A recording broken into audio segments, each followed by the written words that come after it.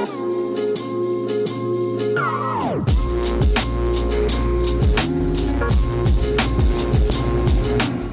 in your face. What is up, diecast homies, diecast friends?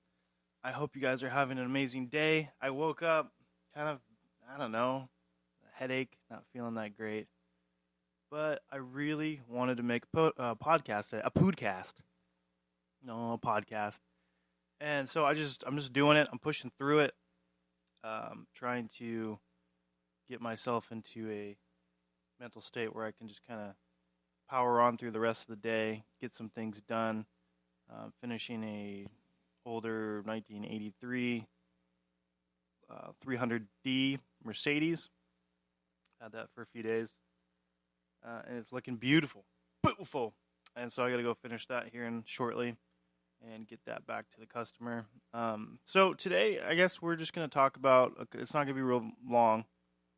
We're just going to talk about giving, and especially during the holidays. We're almost at our goal for Hotwheels4hope for the 10,000. I think we are, let me look here real quick and see how far off we are. I know it's not very many, so I'm going to press you guys to continue to donate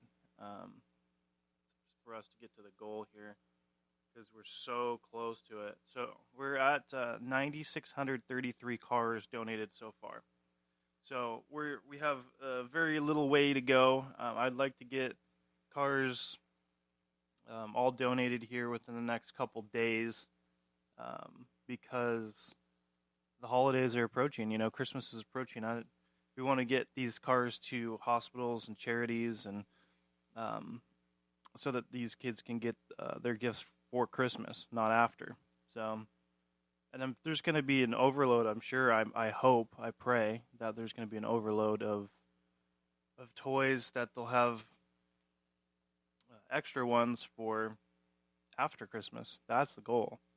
So I really, truly, guys, I'm really blessed to get these emails and messages from you guys on where you guys donated and how many cars. Blown away. You know, 150 here, 300 here, 1,000 here. And I'm really excited that you're excited about it. And if you have not donated any cars this year, I encourage you to donate cars. And, you know, it's a lot of us. If you don't have very many cars, then don't worry about it. But if you have hundreds or thousands of Hot Wheels, I highly encourage you to go through your Hot Wheels and say, what can I live without? And honestly, with my own collection, as I've talked about before, they're just material things. I could live without all of them. Because once you let a hobby like this control your life, and you have to have more, and you can't get rid of this, and you can't, it just becomes about stuff. It just becomes, you know, like the show Hoarder, you know, where they just, I can't get rid of that. I can't know that. I might use that someday. And it becomes the same things with Hot Wheels, you know. You're like, I'm going to use that. I'm going to use that someday. And you're like, when? And, you know, some stuff just needs to go. And, you know, of course, without going down another rabbit trail of just a healthy collecting style, I just encourage you to just reevaluate your collection every once in a while. And just make sure you're not going nuts with it. I was there. I definitely was purchasing 20, 30 cars at a time at like Walmart, and you know, diving through bins for an hour at a time, maybe two, you know, looking for that super treasure hunt. And, you know, if you guys have time to do that, or if that's a passion of yours, that's cool, you know. But remember that this is a hobby, and it's fun, and it's rewarding, and there's some awesome people you'll meet through it. But it is a hobby, and no matter how many times you can't find a super treasure hunt, or you're not finding good Hot Wheels, remember, these are first world problems. These are beyond first world problems. These are zero world problems, because, you know, we have the luxury of being able to afford die-cast and Hot Wheels, and quite a bit of them, honestly. A lot of people would love just to have one or two. So just remember, when you're complaining about scalpers, about prices, about there's no good Hot Wheels. Just remember, there's people out there that have none of that, and there's people that you can help personally get some Hot Wheels. Kids, sick kids, less fortunate kids. So just remember that, guys. During the holidays, it's really good to encourage people. There's a lot of people that are without family, that are without funds, money. They're not having a turkey dinner. They're having a hungry man, a microwave thing. They're having something really not desirable. So all that you can do, whether it's giving Hot Wheels or giving some money or giving your time, because time is it's not something that costs anything. So if you can afford to give some of your time to people, or just reach out to people that you think aren't doing that great, or that are lonely, because there's a lot of people that are lonely through the holidays. I love the holidays, but yeah, there's a lot of people out there hurting through the holidays that have lost people from the previous year, and yeah, it's tough to think about. So to be in your first holiday without somebody, it just it's tough. I've been there, and there's a lot of people right now, especially some people that I know in the Hot Wheels community with Nas, and there's some friends of mine that lost their dads this last year. I almost lost my dad. I didn't, but it still hits hard. Still hits really hard. So don't be afraid to reach out to people that you think may need some encouragement, some help. Just a friend, some friendly advice, some friendly, just how you doing. Just especially at other people's channels too, if they're posting stuff. And not everybody gets a ton of comments and likes on their videos. People that are just starting out, just remember where you started out. And if you created a channel or if you created an Instagram, just remember that like Live or Diecast Brandon said, kindness is free. And I think that's very true.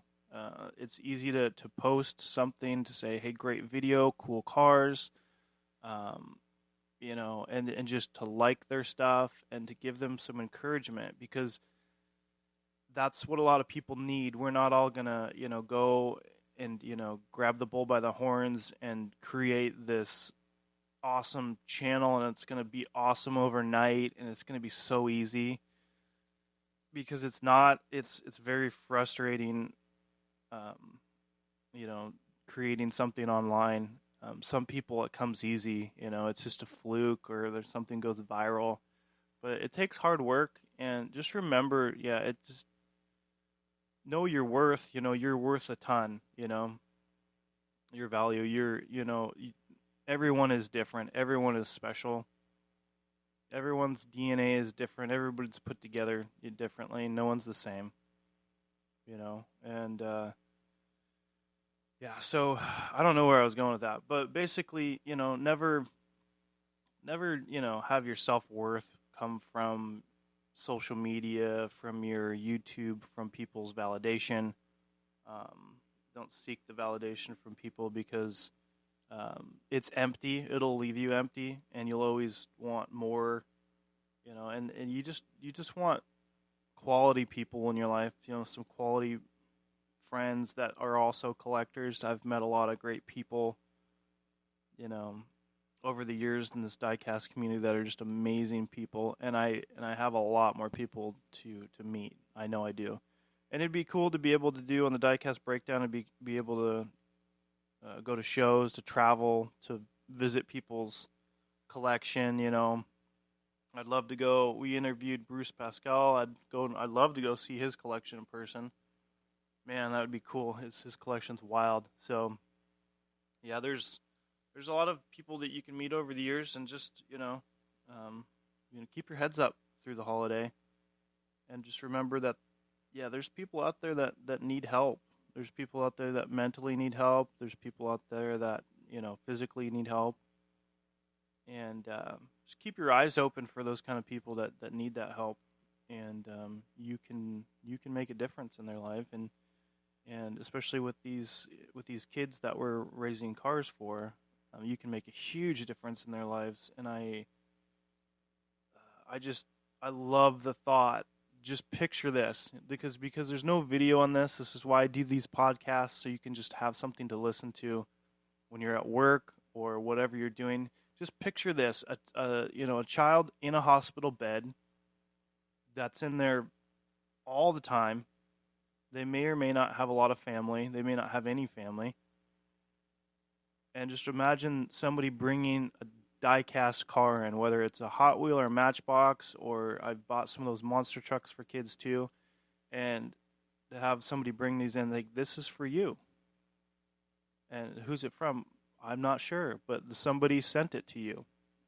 And just the big smile from ear to ear from that child is just there's nothing that can put a price on something like that. So please donate.